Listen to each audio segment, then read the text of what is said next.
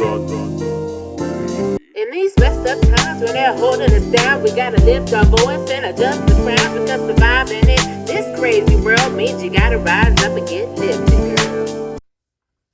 Hey family, it's your girl CC Jean. It is Wednesday, September the 2nd, 2020.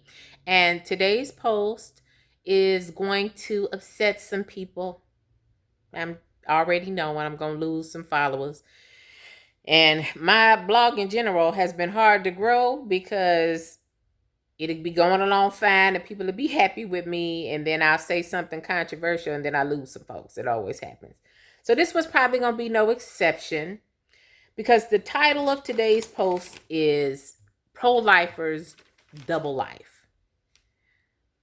Pro-Lifers Double Life is about how people who claim to be pro-life also, on the other hand, tend to disregard life to a degree that a lot of people, including me, find unacceptable.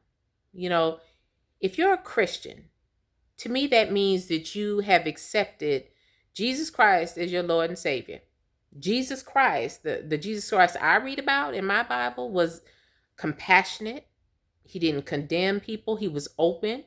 He was the person who would go to the person that was crying and lonely and cast aside, and would scoop them up and tell them that they were loved and that they could have a better life. He didn't participate in anything involving greed and lust and fraud and manipulation and lies and cheating and adultery and all of the things that we can pretty much see in our president, Donald Trump, but yet he remains the Christian candidate, which just boggles my mind. I don't get that. I don't get how Donald Trump could be caught on tape grabbing somebody or bragging about grabbing somebody in the private parts and be considered the Christian candidate. That makes zero sense to me. But then a lot of people will say, of course, because he's pro-life. Okay, well, let's look at what pro-life means. Because pro-life to me is going beyond just the 9 months that somebody is pregnant. If you're really pro-life, that means you care about their life from the beginning all the way to the end. And to me, how can you be pro-life and then celebrate a 17-year-old who walks into a peaceful protest with an assault rifle and kills 2 people dead? How is he a hero to you if you are pro-life? If you are pro-life, how are you not enraged that children are being ripped from their parents and put in cages and suffering all sorts of abuse and neglect because you don't like their parents' immigration status? If you are pro-life, how is that okay? Matter of fact, speaking of immigration, if you are pro-life, why do you have an issue with somebody trying to seek asylum in America and create a better life for themselves and their children so that they can provide better for their children? Why is that a problem? Why is Obamacare such a huge problem for you? Universal health care, which is obviously going to keep people alive longer, especially people who are lower income and have chronic illnesses. Why would you have a problem with them being able to access health care if you were pro-life?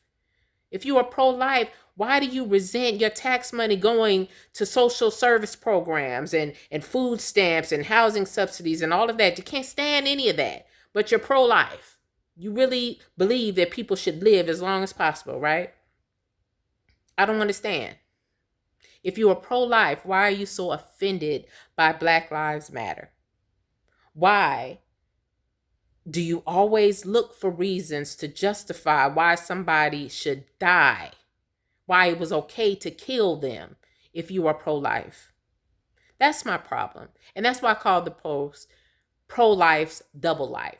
Because on one hand, you're pro-life and you're a good Christian, but on the other hand, you disregard life and you don't care about the quality of anybody else's life that looks different from you, or who has less money than you, who has a lower socioeconomic status than you. And to me, that's not being pro-life, that's being prejudiced. So with that, I'm going to go ahead and give y'all today's thought, which comes from Pope John Paul II, and he said, human life is precious from its beginning to its natural end. And the question for today is, are you really pro-life or just pro-birth? I'd like to know what you think. So go ahead and save those long, paragraph long comments, because I'm sure some of y'all, the trolls, y'all gonna have at it and think I'm gonna engage with you. You got another thing coming, okay? But if you got something reasonable and respectful to say, I'd be happy to hear it. So check out today's post at www.getliftegirl.org. Hit me up on Facebook, Instagram, and Twitter. Let me know your thoughts. I'm prepared. Let's see what y'all got to say. So with that, I'll say goodbye, and I'll talk to everybody on Friday. Peace. Hey family, if you like this video, be sure to subscribe to my YouTube channel. Check out the latest blog post at www.getliftegirl.org. See y'all later.